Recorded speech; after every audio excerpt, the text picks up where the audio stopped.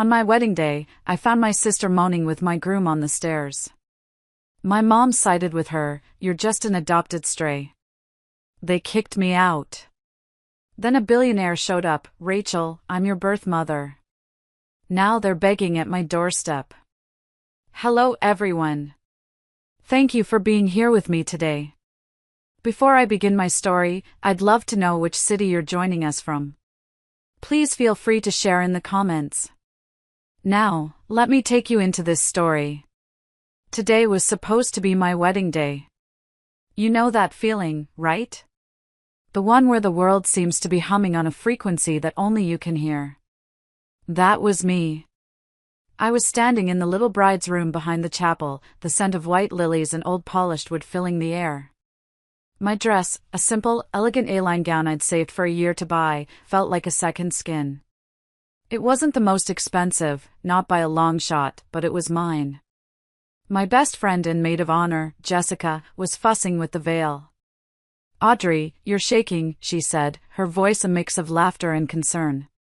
"I'm not shaking, I'm vibrating with pure joy," I corrected her, grinning at our reflection in the antique mirror.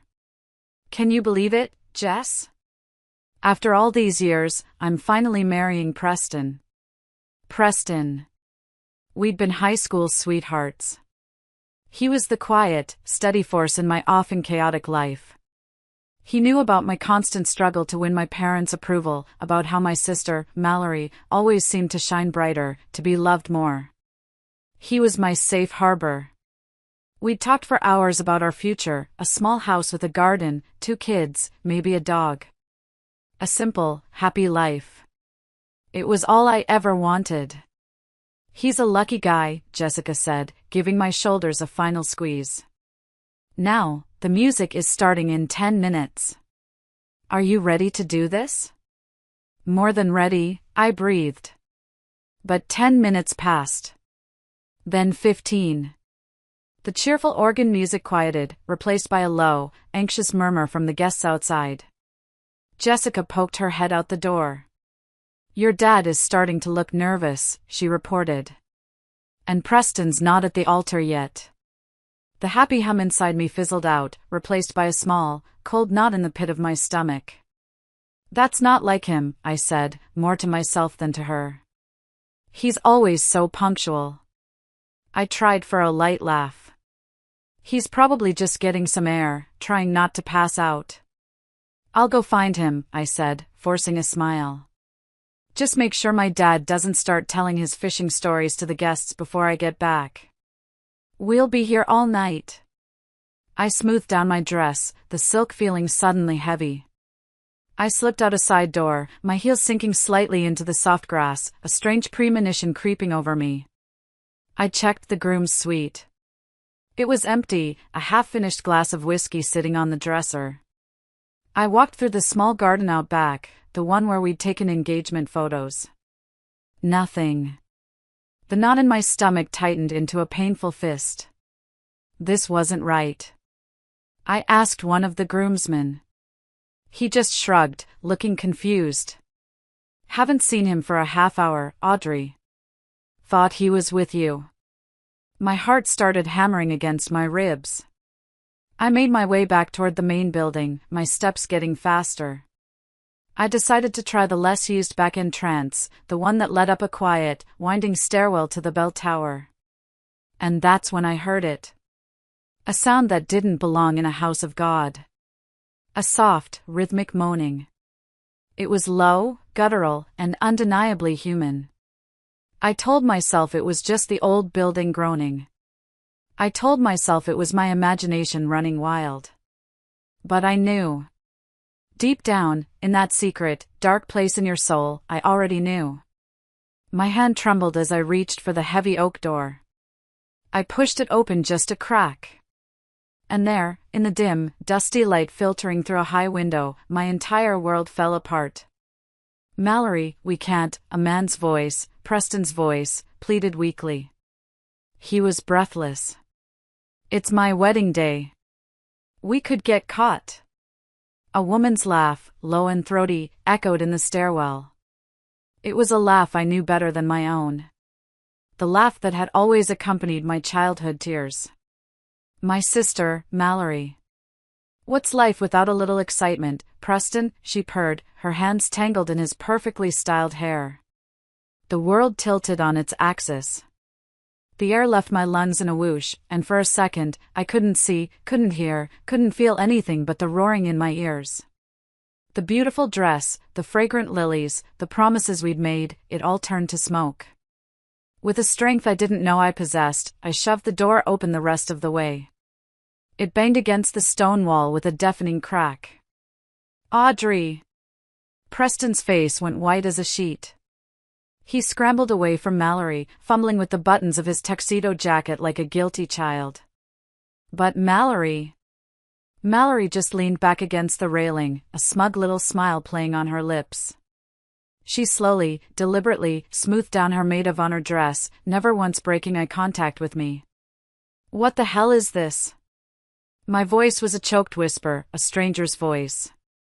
Oh, Audrey, please, let me explain, Preston stammered, holding his hands out as if to calm a wild animal.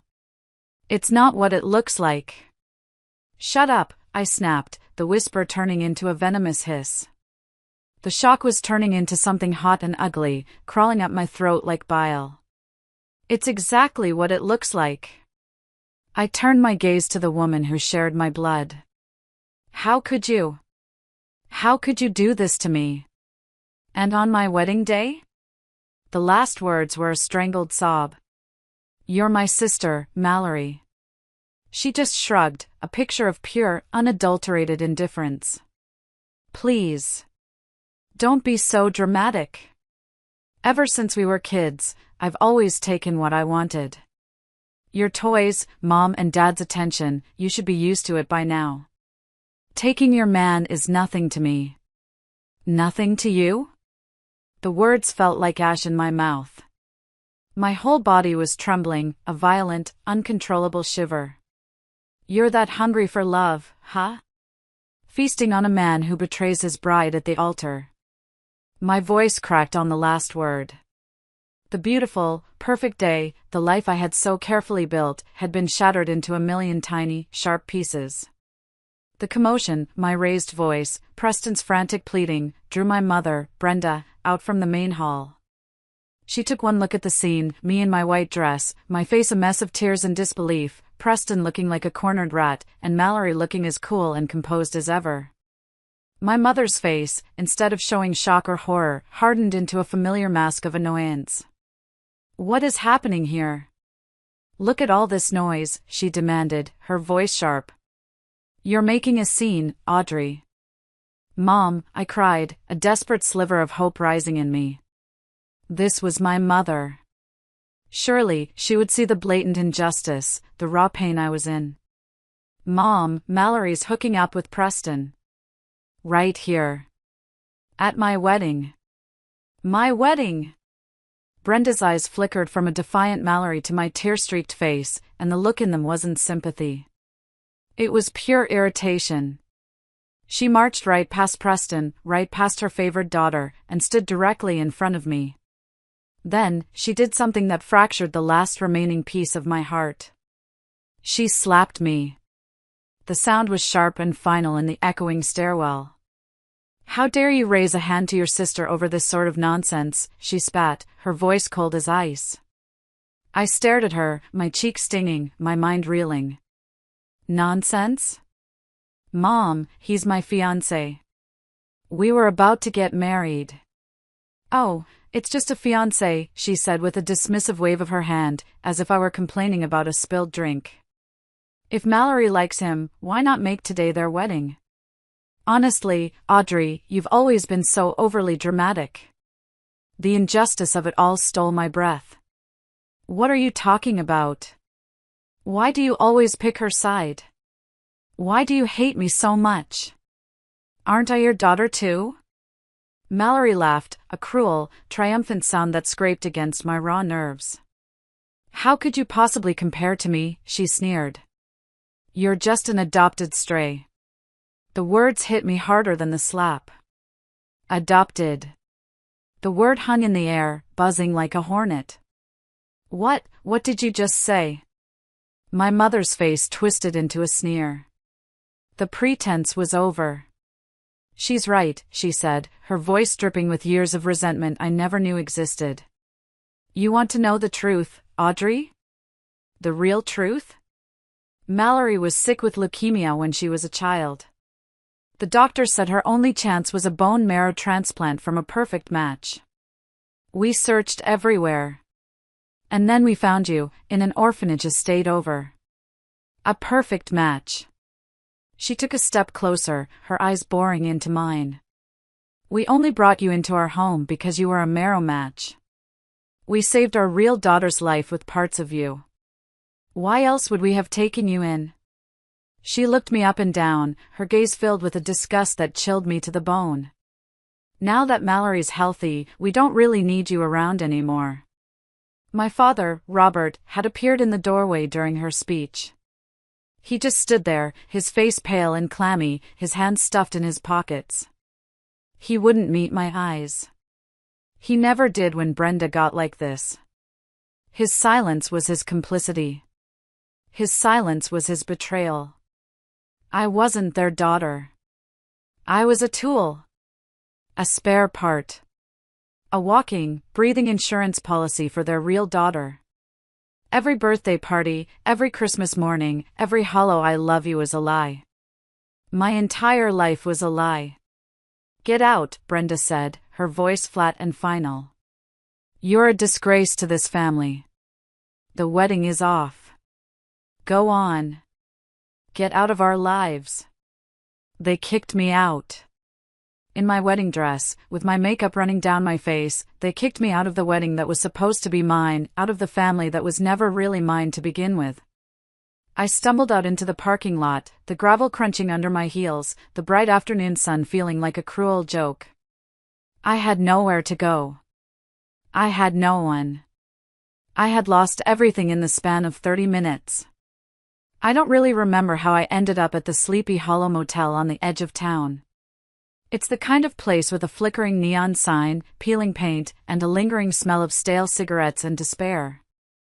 I must have walked for miles, a ghost in a white dress on the side of the highway. I didn't have my purse, my phone, my keys, nothing but the clothes on my back and a heart that had been ripped out of my chest. The woman at the front desk, a heavy-set lady with kind eyes and a name tag that read Mabel, took one look at my state and didn't ask a single question. No credit card, no ID. She just pulled a key from the board and slid it across the worn linoleum counter. Room 104, honey, she said softly. The door's around back. You can sort it all out tomorrow. I spent the next 2 days in that room. It was a small, brown box of a room, with a lumpy bed, a single window looking out onto a brick wall, and a television that only got static. I didn't turn it on. I didn't eat. I barely slept. I just sat on the edge of the bed, staring at a water stain on the ceiling that looked vaguely like a screaming face.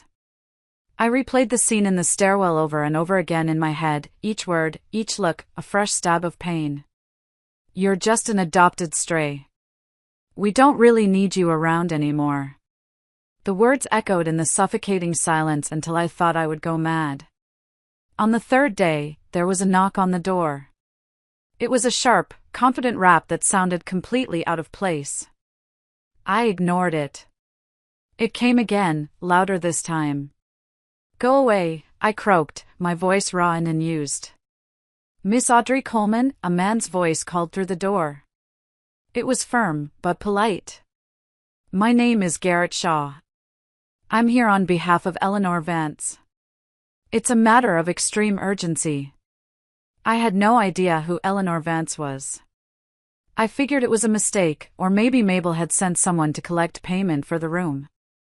With a sigh that felt like it came from the depths of my soul, I dragged myself to the door and opened it a crack, the safety chain still on. A man in an impeccably tailored dark suit stood there. He was tall, with a serious expression and eyes that seemed to take in everything at once. Behind him, a sleek black town car was parked, looking like a spaceship that had landed in the wrong universe. I think you have the wrong person, I said, my voice barely a whisper. If you are Audrey Coleman, born on May 12, 1998, then I have the right person, he said calmly. He held up a tablet. On the screen was a photo of a woman. She was stunning, with sharp, intelligent eyes, silver hair swept back from a strong-featured face, and an aura of power that radiated even from the picture. Mrs. Vance has been looking for you for a very long time. She's your birth mother. My mind went blank. Birth mother? After the bombshell the Colemans had dropped, my brain refused to process another life-altering shock. It had to be a cruel joke, some kind of elaborate scam. That's not possible, I whispered. It is, he said gently. She's waiting for you. At the Empire Hotel downtown. She was in a board meeting in California when she got the news. She canceled everything and flew here immediately. He explained that Eleanor was a prominent businesswoman who had hired a team of private investigators to search for me for over 20 years. They had finally gotten a solid lead that brought them here, to this town, to this motel. I didn't know what to believe, but then again, what did I have to lose? I was homeless, heartbroken, and utterly alone. I looked down at my wrinkled, stained wedding dress, the sad, pathetic symbol of my shattered life. Maybe this was a sign. A way out of the brown box room. I numbly unlatched the chain and opened the door. Okay. The ride to the Empire Hotel was a blur. The leather seats of the car felt impossibly soft against my skin. The city lights streaked past the window. Garrett didn't press me for details about my situation. He just offered me a bottle of water and sat in respectful silence. He told me that when his team located me, they learned I was supposed to be getting married. When Eleanor heard, her first instruction was, prepare a transfer of shares worth $1 billion. I need to gift her personally. The number was so staggering it sounded like a line from a movie, not something that could happen in real life. My life. He led me up a private elevator to the penthouse suite. The doors opened onto a marble foyer that was bigger than the entire first floor of the Coleman's house.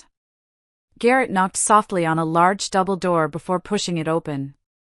And there she was. The woman from the photo. Eleanor Vance. She was even more beautiful in person. The moment her eyes landed on me, they filled with tears, and the professional mask she wore seemed to melt away, revealing the face of a mother. Audrey, she breathed, her voice thick with decades of pent-up emotion. She crossed the room in 3 quick strides and gently took my hands in hers. Her hands were warm and strong. My beautiful daughter. I've finally found you. Years of pain, of feeling like I was never quite enough, of the fresh, raw agony of the last few days, it all came bubbling to the surface. I broke down completely, sobbing uncontrollably. She just pulled me into her arms and held me tight, stroking my hair and murmuring, "It's okay. You're home now. Mama's got you." For the first time in my entire life, I felt like I truly was. Eleanor's home, our home, she corrected me gently, wasn't a house. It was a sprawling, magnificent estate nestled in the California hills, a palace of glass and white stone that seemed to float above the Pacific Ocean. As we walked through the grand entryway, with its soaring ceilings and a chandelier that looked like a frozen waterfall of diamonds, my cheap motel shoes made no sound on the polished marble floors. A line of uniformed staff stood waiting, and they all greeted me with a warm, synchronized, "Welcome home, Miss Vance." This is my home?" I asked, my voice barely a whisper. The sheer scale of it was dizzying. Eleanor squeezed my shoulder, her touch grounding me. "Everything you see, everything I have, is yours, my love. It always has been." The days that followed were like living in a dream someone else was having. Garrett, Eleanor's fiercely loyal and ever-present assistant, gave me a tour. There was a private library with floor-to-ceiling shelves, filled with over 30,000 books, all leather-bound first editions. A home theater with plush velvet seats. A stable with 6 beautiful horses. A garage that housed a collection of cars I'd only ever seen in movies. I remember picking up a small glass bell on a side table, noticing a tiny price tag still tucked underneath. It was $10,000. My mind reeled. That was more than my entire salary for a year at my old job as a receptionist. Garrett, noticing my expression, corrected me gently. Actually, it's Venetian blown crystal from Murano, Italy. A bit more than that, I'm afraid. It was a level of wealth so vast I couldn't wrap my head around it.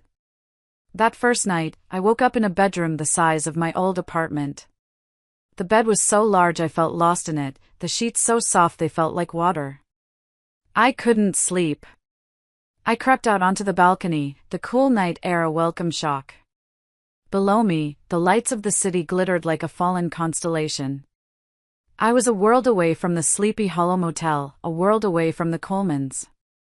I felt a strange mix of gratitude and overwhelming loneliness. Eleanor must have heard me. The door to her adjoining balcony opened. "Can't sleep either?" she asked softly. I just shook my head. She came and stood beside me, and for a long time, we just watched the lights in silence. Then, she told me everything. Her voice was soft, but laced with a pain that 25 years had not erased. "When you were a baby, my business was just taking off," she began.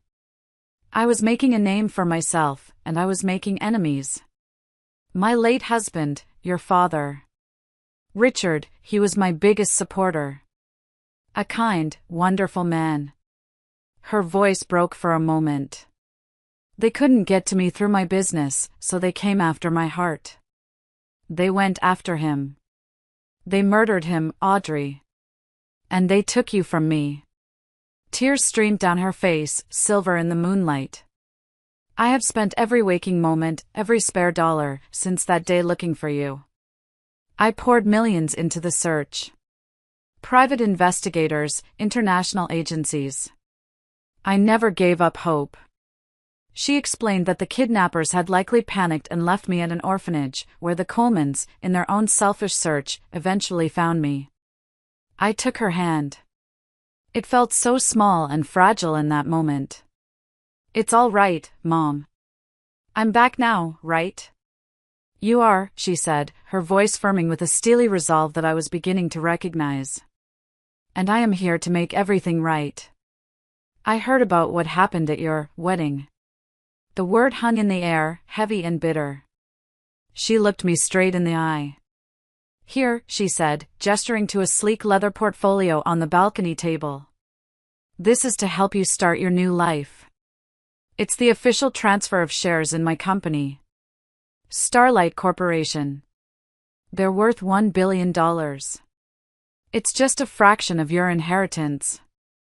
I pushed it back gently. "There's no wedding. It was cancelled." The words still hurt to say. "Then consider it a breakup gift," she said, her eyes flashing with a dangerous light. "Cancelled? What happened? Did someone hurt you?" So I told her. I told her everything. The whole sordid, ugly story. Preston, Mallory, the slap, the cruel words. As I spoke, her expression grew colder and harder until it was like a mask carved from ice. When I finished, she was silent for a long moment. Then she said, her voice dangerously low, "It is unbelievable that a mere small-time trading family would dare to cross events." "Garrett," she called, though he seemed to materialize from the shadows as if he was always there. "I want the Coleman family erased. I want their business bankrupt, their name ruined. I want them to have nothing. Contact our lawyers." "Understood, ma'am," Garrett said without a flicker of emotion. A fierce, vindictive part of me rejoiced. But another part, the part that had been raised to be quiet and accommodating, hesitated. "Hold on, Mom," I said, surprising myself with my own audacity. I need to take care of this myself." Eleanor looked at me, a long, searching look. Then a slow, proud smile spread across her face. "Well, look at you," she said softly. "You certainly got my fire. All right, Audrey. The resources of the Vance family are at your fingertips. Whenever you're ready, you make your move. I knew then that the weak, heartbroken girl in the wedding dress was gone forever. In her place, someone else was starting to grow. Someone stronger. A few weeks later, I was starting to find a new rhythm. Life was a strange mix of adjusting to unimaginable wealth and trying to heal a lifetime of wounds. One afternoon, feeling a need for something normal, something from my old life, I had Garrett drive me to a small, unassuming food truck park by the beach. I just wanted a simple taco, a taste of a life where $1.10 and 00 tea glass bell wasn't a thing. I was sitting on a bench, enjoying the simple pleasure of it, when they showed up. Brenda and Mallory. They didn't see me at first. They were dressed in expensive-looking outfits, clearly trying to project an image of wealth. They were in the middle of a loud, ugly argument with the young man who ran the truck I'd just bought from. It turned out Mallory had accidentally bumped into him, spilling a tiny drop of salsa on her new, pristine white dress, a dress that she loudly proclaimed cost $2,000. Brenda was demanding he pay for it. "You poor people are always lying through your teeth," Brenda was sneering, her voice carrying across the park. "You probably did it on purpose. If you can't pay up, you'd better get on your knees and start apologizing, or I will call the police and have you arrested for assaulting my daughter." The young man looked terrified and humiliated. I had seen enough. I calmly finished my taco, wiped my hands, and walked over, my new, comfortable sandals making a soft sound on the pavement. "Isn't this a bit much, even for you two?" They spun around, and their jaws dropped when they saw me. "Audrey!" Mallory's eyes widened, then narrowed into suspicious slits. "What are you doing here? Got kicked out of wherever you were staying and now you're hanging with trash? You're a disgrace." "I found my real family," I said, my voice even and calm. The calmness seemed to unnerve them more than shouting would have. "I'm a Vance now. Not a Coleman." Brenda scoffed, a harsh, ugly sound. "Frankly, it doesn't matter what your last name is. You will never even sniff the kind of life we live. A leopard can't change its spots." I ignored her and turned to the young truck owner. "How much for the dress?" $2,000, Brenda snapped before he could speak. I pulled out the sleek, black credit card Eleanor had given me, the one she called my walking around money card, the one with no limit. "I'll cover his damages," I said, handing it to the truck owner. He took it hesitantly, his eyes wide. He ran the card, and it was, of course, approved instantly. I took the receipt from his trembling hand and then turned to a stunned Mallory. "I believe this is mine now," I said, taking the dress, still on its hanger, from her grasp. "Playing the big shot now, huh?" Mallory sneered, recovering slightly. "Must have emptied your whole bank account for that little show." "Not even close," I said. Then, I did something I'd been dreaming of. I took out a pair of scissors from a small sewing kit I kept in my purse, a habit from my old, frugal life of mending my own clothes. And right there in front of them, I started cutting the expensive dress into long, elegant ribbons. "What are you doing?" "Stop! That's designer!" Brenda shrieked, lunging for it. I held it out of her reach. "Well," I said, methodically snipping off a sleeve. "I paid for it. So technically, it's mine. I can do whatever I want with it, right?" I let the ruined scraps of white fabric fall to the dusty ground at their feet. "You know, Brenda, Mallory, you should be careful who you antagonize. I hear the Vance family is hosting a huge gala tonight. It's for the top-tier elite, people with real class. If you cross the wrong people, you might find yourselves on the outside looking in." They stared at me, their faces a thunderous mixture of confusion and pure rage.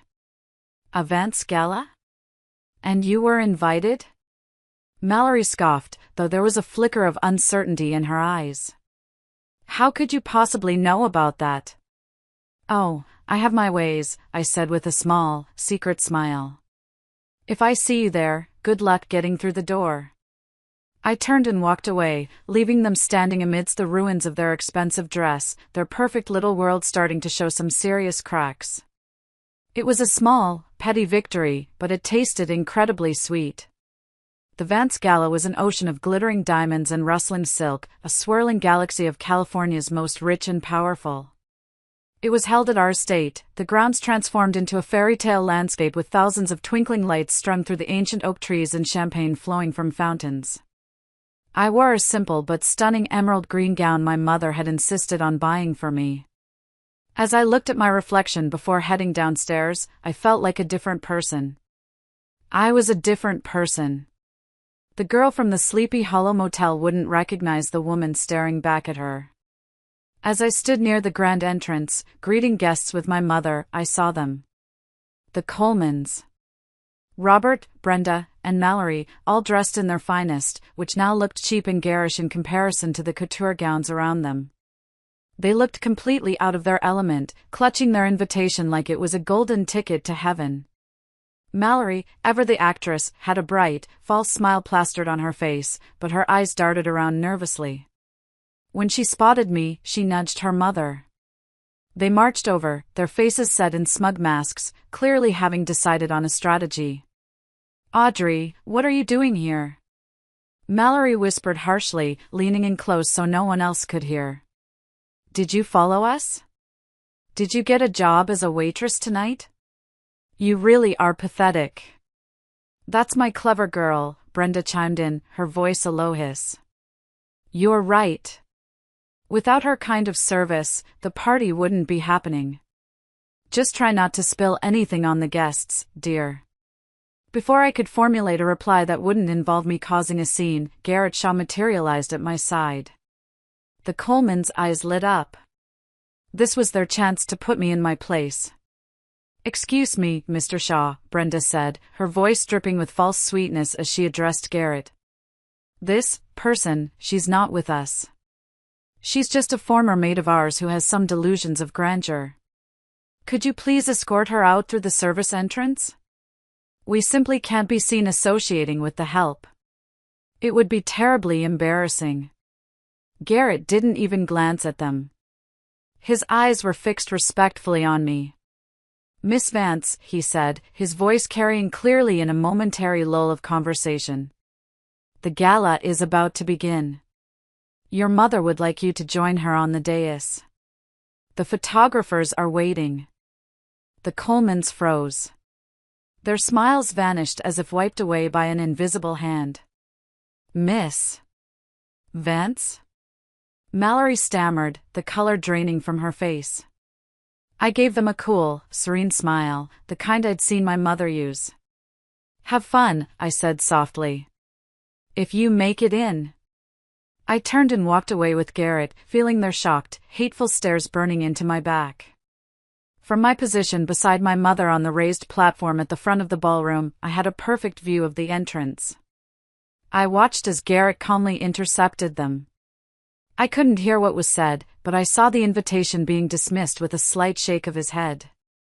I saw the expensive gift they brought for my mother being politely but firmly refused. I saw their faces turn from confusion to disbelief, then to pure, sputtering rage as two large but discreet security guards materialized and escorted them off the property. A few minutes later, my mother stepped up to the microphone. The crowd of hundreds fell silent. "Ladies and gentlemen," she announced, her voice ringing with pride and emotion. "Thank you all for coming tonight. For over 2 decades, a part of my heart has been missing. Tonight, it is whole again." She turned and smiled at me, her eyes shining. "Allow me to introduce my daughter. The person we are honoring tonight. The long-lost heir to the Vance family and the Starlight Corporation, my daughter, Audrey Vance." A spotlight hit me. The entire ballroom erupted in applause. As I stood there, smiling under the warm lights, I caught a final glimpse of the Colemans being led away outside the grand glass doors. They had cast me out, called me a stray. Now, they couldn't even get past the front door of my home. The irony was so thick, so satisfying, I could taste it. A week after the gala, my life had settled into a new, surreal normal. But my mother had one more bombshell to drop. "There's something else you should know, Audrey," she said one morning over a breakfast of fresh fruit and coffee on the terrace. "Your grandfather, my father, was a man who believed in alliances, not just in business, but in family. He made an arrangement long ago. A betrothal, to unite our family with another powerful one. You have a fiancé." I nearly choked on my coffee. What? Mom, this isn't the 18th century. I can't just marry some stranger you and Grandpa picked out. His name is Leland Hayes, she continued calmly, as if she hadn't heard my outburst. He's the heir to the Harrison Empire. A truly brilliant young man. He took over a struggling tech company, Bright Path, and turned it into a Fortune 500 company in just 3 years. He's respected. He's powerful.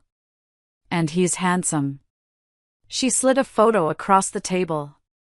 He was, in fact, very handsome. My head was spinning. An arranged marriage? It felt like 1 step forward and 2 steps back into a life that wasn't my own. But then, an idea, a rebellious spark, started to form. "I won't meet him," I said, my voice firm. "Not like this. Not as Audrey Vance, the billionaire heiress with a $1 billion prenup, I assume." My mother raised a perfectly sculpted eyebrow. "Then how?" "I want to know who he really is," I explained, leaning forward. "Not the CEO, not the heir. The man. And I want him to know who I really am, without all of this." I gestured around at the opulent terrace, the manicured gardens, the staff waiting silently in the wings. "I heard Bright Path is having a job fair soon. I'm going to apply for a job. Under a different name. I have a portfolio of my jewelry designs. I'll get a job on my own merit. I'll get to know him on my own terms." A slow, appreciative smile spread across Eleanor's face. "That is a very wise plan," she said. "Very much something I would do." "Very well. Do what you must. Just be careful." And so, a few days later, after a crash course from Garrett on how to create a plausible, non-billionaire resume, I found myself standing in the bustling, glass and steel lobby of the Bright Path headquarters. I was Audrey Parker, a high school graduate with a passion for design and a few years of receptionist experience.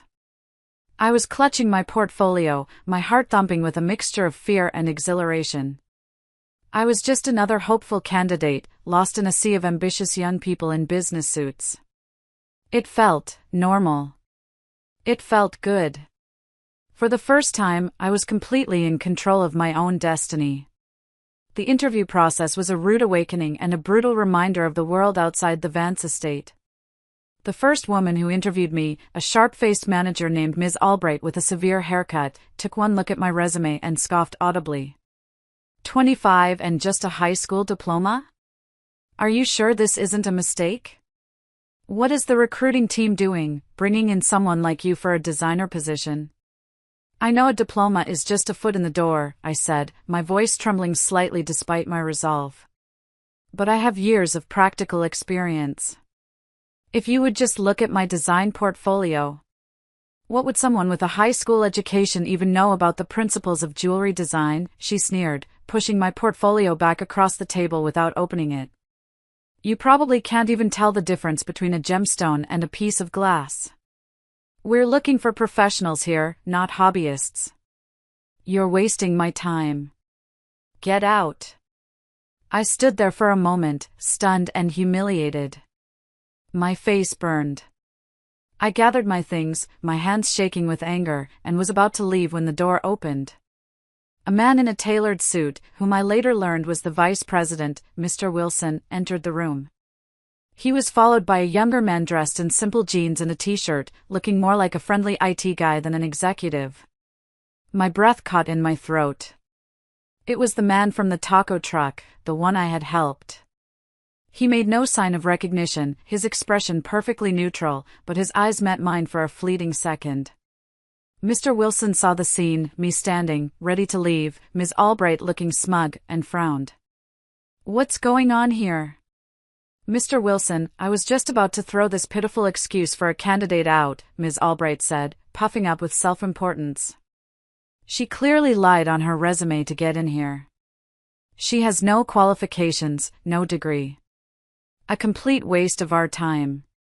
The man from the taco truck, who I now realized must be someone very important if he was walking around with the VP, gave a subtle, almost imperceptible shake of his head to Mr. Wilson.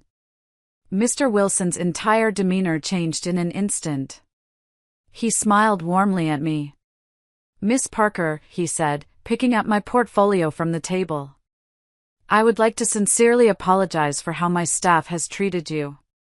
He flipped through the first few pages, his eyebrows rising in genuine appreciation. These designs, they are quite impressive. Very fresh, very innovative. Here at Bright Path, we value raw talent far more than degrees on a wall. The job is yours. You can start this afternoon. Ms. Albright stared, her mouth hanging open like a fish. What? But, sir, her lack of a college fund for education is a clear indicator. You, Mr. Wilson said, turning to her, his voice now cold as steel, are clearly not fit for your job of identifying talent. Go to my office and pick up your final paycheck. You're fired. I was utterly stunned. As I was led to the front desk to fill out my paperwork, my head was spinning. The man from the taco truck had disappeared. Who was he? He wasn't Leland Hayes, the handsome CEO from the photo. I had a feeling my time at Bright Path was going to be anything but simple. My first day on the job brought a shock that was even bigger and far more unpleasant than getting hired. My new department manager, the man I had to report to, was Preston. My ex-fiancé. He looked as shocked to see me as I was to see him, his face going pale when I walked into the department meeting. But his shock quickly morphed into a greasy, predatory smirk that I knew all too well. After the meeting, when the others had left, he called me into his glass-walled office. Well, he said, leaning back in his big leather chair, the picture of a petty tyrant. If it isn't my runaway bride. It's a small world, huh? Since we split up, I've only gone up in the world. I'm a manager now. I guess that makes me your boss. I just stared at him, my stomach churning with a mixture of disgust and disbelief. Of all the departments in all the companies in the world, I had to walk into his. You know, he continued, getting up and walking around his desk toward me, his eyes roaming over me in a way that made my skin crawl. You're going to have to please me now if you want to keep this little job. Meet all of my demands. I've missed our special times. He reached out to touch my arm. Stop it, I said, pulling away sharply. That's harassment, and you know it. Harassment? He laughed, a short, ugly bark. Please. You are just another notch on my belt. I do what I want, when I want. Just as he lunged for me, trying to back me into a corner, a voice cut through the tension like a knife. I think that's enough. It was the man from the taco truck. Andy, he'd introduced himself as to the team. Andy Ford, another new intern, just like me. He was standing in the doorway of Preston's office, his expression calm but his eyes as hard as stone. And who are you? Preston sneered, annoyed at the interruption. Some new intern? The ethics police? You think you can take me on? I think you should back away from her, Andy said, his voice quiet but carrying an unmistakable weight of authority. Now. Preston, for all his bluster, was a coward at heart. He seemed to recognize a threat he couldn't handle. He backed off, muttering a curse under his breath. Andy stayed until Preston had slunk back behind his desk. You okay? He asked me softly when we were outside the office. I just nodded, too shaken to speak. Later that day, Mallory showed up, swinging a designer handbag. Apparently, she and Preston were still an item, a match made in opportunistic hell. When she saw me sitting at a desk, her face contorted with pure rage. She stormed into Preston's office, and I could hear her screeching through the glass. "You need to fire her. Now." Preston, ever eager to please his new meal ticket, came up with a plan. He strode over to my desk, holding a thick file, a malicious grin spreading across his face. "Audrey," he said loudly, so the whole office could hear. "Here's a little task to see if you're really cut out for this. This is a top priority jewelry design project for a major client, Starlight Corporation. I want all design elements finalized and client approval within 1 week." The office went silent. A project of that magnitude would normally take a team of senior designers months. Getting approval from a corporate powerhouse like Starlight in a week was laughable. It was impossible. "You're setting her up for failure," Andy Leland said calmly from his desk beside mine. "So what if I am?" Preston smirked at him, then looked back at me. "In fact, Audrey, I suggest you just give up now and leave. But, to make things interesting, if you somehow manage to pull this off, I'll run around the block 3 times. Naked." I looked him straight in the eye, a cold, calm fury settling over me. "You better start scrubbing up," I said. "You're going to need it." The next few days were a blur of frantic work and sleepless nights. I was fueled by black coffee and a burning desire to wipe that arrogant smirk off Preston's face for good. The task was monumental, but I had a secret weapon. I called my mother. "That is absolutely unacceptable," she fumed when I told her about Preston's scheme. "That man is not only incompetent, he's a liability. Garrett, have the jet turned around immediately. My daughter needs me." She cut her business trip to Paris short and flew back to California that same day. We turned my luxurious bedroom into a war room. Designs were sketched, revised, and perfected. Market analysis reports were generated by Starlight's top team. A full proposal was drafted. My mother, with her decades of experience, was a force of nature, and working alongside her, I felt a surge of confidence I'd never known. With the full resources of Starlight Corporation behind me, the impossible became possible. On the 3rd day, Preston had changed the deadline from a week to 3 days just to be crueler. I walked into the office, calm and collected.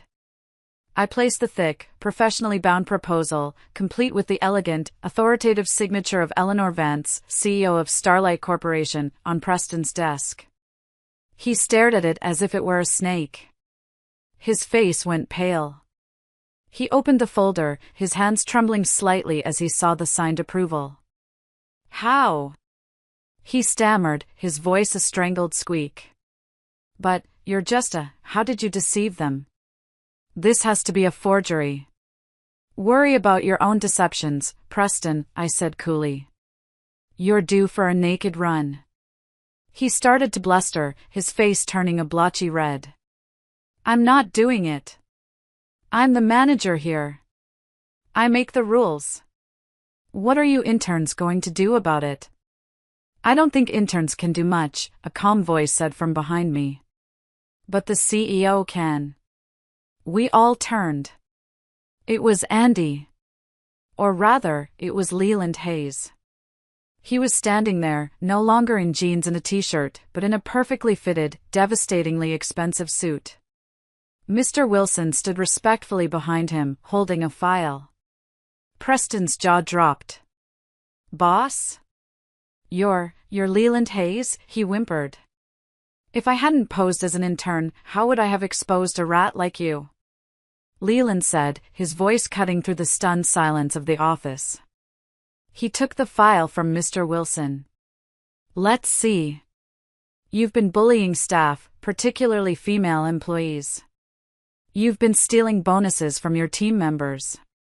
You've been skimming from company credit accounts for personal dinners with Ms. Coleman." He looked up, his eyes cold as ice. "It's all right here. You're fired." Preston started begging, pleading, promising he'd change. It was pathetic.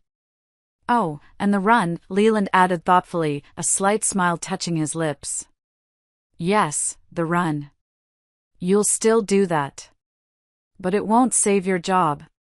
He then looked at Preston with a look of pure dismissal. Actually, our company values unique contributions. I do have another position for you. Starting today, you will be our restroom maintenance engineer. A vital role.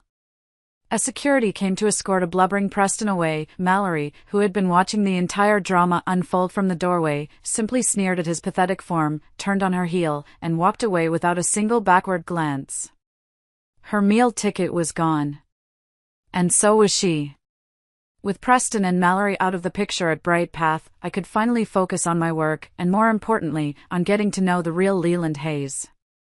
He apologized for the deception, explaining he liked to go undercover in new branches to see how things really worked. I, in turn, confessed that I wasn't Audrey Parker. When I told him who I really was, he just smiled. I had a feeling there was more to the taco truck girl than met the eye, he said. But our work wasn't done. It was time to settle the score with the Colemans for good. My mother, Leland, Garrett, and I sat in the library one evening, planning the final act. It felt like a council of war. The plan is simple, yet devastating, Garrett explained, laying out a series of financial reports on the large oak table. We will use a Starlight subsidiary to offer Coleman Trading a massive, once-in-a-lifetime contract, a $200 million deal to be their exclusive distributor. It will be the bait. Robert Coleman, blinded by greed and desperation, took it without a second thought. Just as Garrett predicted, he poured every last cent of his company's capital, took up massive loans from predatory lenders, and leveraged all his remaining personal assets to fund the production. He was all in. And that's when we pulled the plug.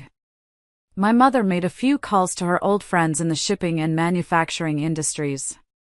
One by one, every single supplier the Colemans relied on mysteriously canceled their contracts, citing unforeseen circumstances. Every other smaller client they had suddenly pulled out, claiming breach of minor clauses. Leland's bank, which held Robert's business accounts, froze his lines of credit due to suspicious activity. They were left with $1 billion order they couldn't fulfill and no way to get materials or pay their staff. They were trapped in a financial cage of our making. I got a call from a number I didn't recognize. It was Robert. His voice was frantic, broken. Audrey, I don't know who else to turn to. The lawyers are calling non-stop. We're going bankrupt. We're facing $1 billion in penalties from Starlight for breach of contract. You're with Leland Hayes now. Can't you put in a good word for us? For old time's sake? I know we made mistakes. A part of me, a small, foolish part that still remembered him teaching me how to ride a bike, felt a pang of something that might have been pity. But then I remembered the coldness in Brenda's eyes. I remembered the smug smile on Mallory's face. And most of all, I remembered his silent cowardice in that stairwell. I'm sorry, Robert, I said, my voice devoid of all emotion. There's nothing I can do. They lost everything. The business they had spent a lifetime building. The last of their savings. Their reputation was in tatters. I heard from Garrett that they had been evicted and had moved into a rundown, one-bedroom apartment in the worst part of town. The empire they had built on my bone marrow had finally, irrevocably, crumbled to dust. In a final, pathetic Hail Mary, the Colemans invited Leland over for dinner at their cramped, squalid apartment. They had somehow scraped together enough money to buy an expensive-looking necklace, which Garrett, after a quick search online, confirmed was a cheap counterfeit from China, to give to his new girlfriend, hoping to curry favor and beg for a lifeline. They still didn't know his new girlfriend was me. Leland, ever the strategist, accepted the invitation. He wanted to see just how low they would stoop. I arrived a few minutes after him, dressed simply in jeans and a sweater. When the Colemans saw me, they sneered. The apartment smelled of boiled cabbage and desperation. Audrey, what are you doing here?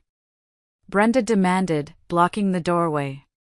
Still trying to seduce Mr. Harrison? Look, we know he has a new, important girlfriend. Stop embarrassing yourself and leave. Leland invited me, I said simply.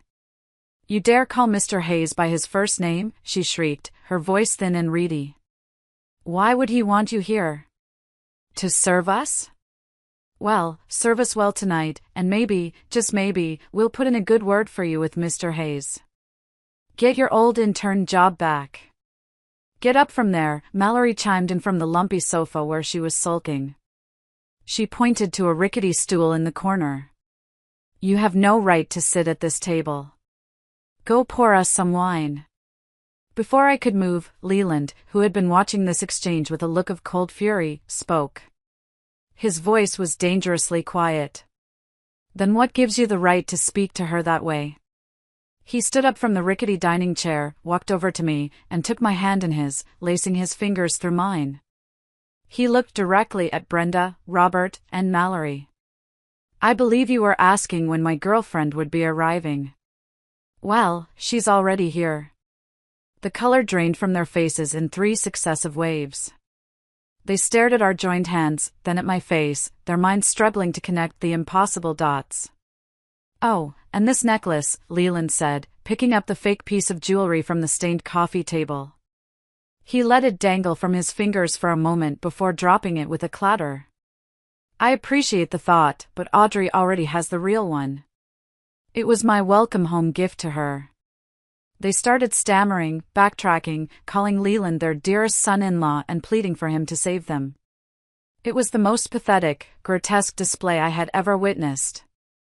I looked at the 3 people who had caused me so much pain, now groveling at my feet in a smelly apartment. I felt nothing. No pity, no anger, just a profound and final emptiness. They were strangers to me. We got up and left them there, in the ruins of their own making. You would think that after losing absolutely everything, Mallory would have learned her lesson. You would be wrong. With nowhere else to go and no skills to speak of, she somehow managed to land an internship at Starlight Corporation, my mother's company. It was the lowest rung on the ladder, but it was a foot in the door. Coincidentally, I had also decided to start an internship there myself, under my Audrey Parker identity, to learn the family business from the ground up, just as my mother had done. Word got around the office that the mysterious, long-lost Vance heiress was starting as an intern that day to learn the ropes. When Mallory walked in, dressed in the best clothes she could find at a consignment shop, trying desperately to project an air of wealth she no longer possessed, the other interns immediately swarmed her. You must be the Vance heiress, one of them gushed. Your elegance is unmistakable. Mallory, ever the opportunist, didn't miss a beat.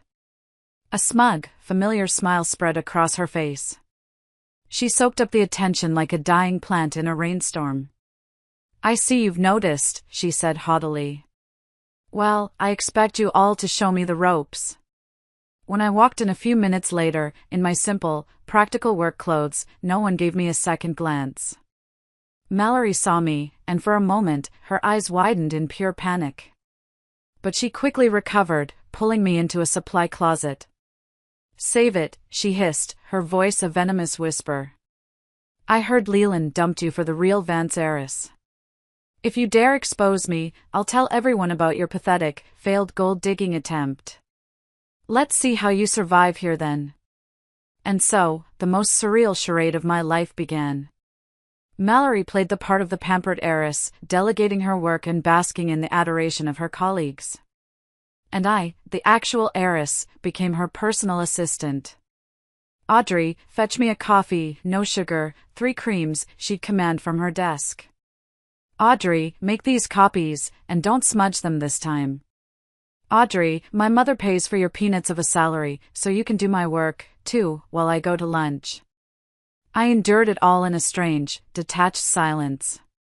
I did my work, and hers, without complaint. I let her believe she was winning. I was playing a much longer game, and the final move was about to be made. One day, news broke that Eleanor Vance had purchased a spectacular $300 million mansion in Beverly Hills as a wedding gift for her daughter. My new colleagues, of course, rushed to congratulate Mallory. Oh, that, she said with a dismissive wave of her hand, as if it were a triviality. Buying mansions is just like picking up burgers for my mom. Nothing to fuss over. Dare we ask for a tour? Someone asked breathlessly. Mallory paled for a second, then recovered with a brilliant lie. Of course. But the villa isn't ready yet. It hasn't been furnished.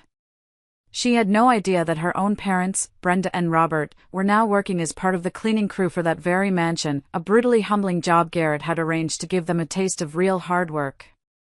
That night, Mallory wheedled the master keys out of her father, promising just a quick, harmless tour for a few new friends from work.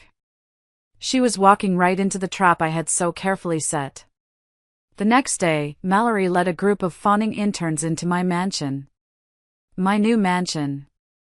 So, what do you think of my house? She asked, gesturing expansively at the grand foyer, her voice filled with false ownership.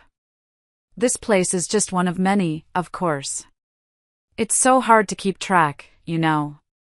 She was a terrible liar. Her ignorance was astounding. When someone asked where the bathroom was, she pointed confidently toward a door that I knew led to the main kitchen pantry. I, standing quietly in the back of the group, gently corrected her. It's over there, to the right of the staircase. And how would you know?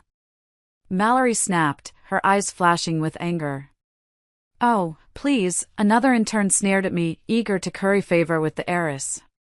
She's probably cleaned plenty of houses like this in her day. She knows the floor plan. The tour continued, with Mallory's lies getting more and more absurd. The final act began when her parents, my former parents, Brenda and Robert, arrived in their drab, gray cleaning uniforms to start their shift. Mallory, panicking at their unexpected appearance, decided to lean into her role.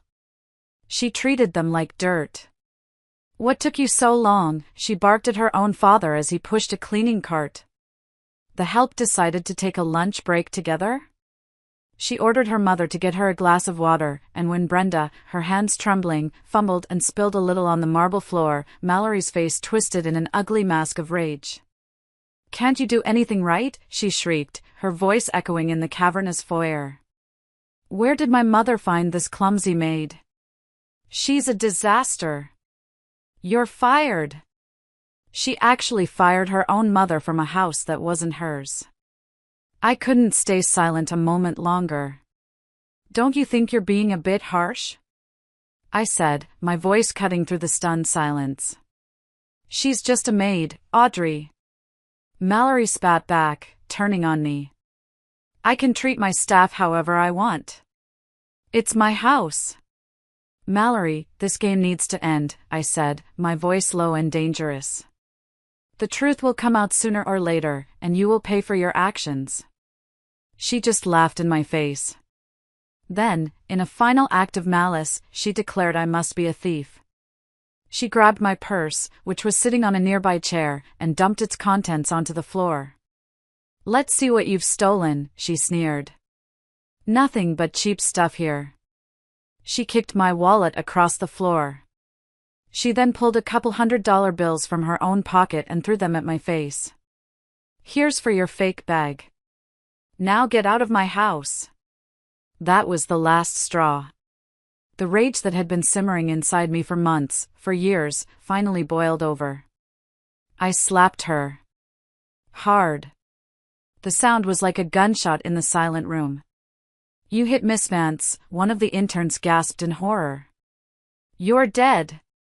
She will be the one who will pay, I said, my voice trembling with a fury I didn't know I possessed, because I am the real Miss Vance. What nonsense! Mallory shrieked, recovering from the shock, her cheek bright red. You two, finish her, she ordered her new sycophantic friends. They started to close in on me, their faces menacing. I was cornered, alone, with nowhere to run. If you're still listening, please help me by liking this video and commenting the number 1 below. That way, I'll know you gave me a like, and I'll know that you're with me on this journey. Your support is a huge encouragement for me. Please, comment the number 1, and then listen as I tell you the rest of my story. Just as they lunged for me, the grand double doors of the mansion swung open with a resounding boom. Standing there, framed in the doorway like avenging angels, were my mother, Eleanor Vance, and my fiancé, Leland Hayes. Their faces were like thunderclouds, their eyes filled with a cold, righteous anger. "How dare you bully my daughter?" My mother's voice was deathly calm, which was far more terrifying than if she had yelled. The entire room froze. The interns stopped in their tracks, their eyes darting between me, a furious Mallory, and the two incredibly powerful figures in the doorway. "She's your daughter," one of them stammered, pointing a trembling finger at me.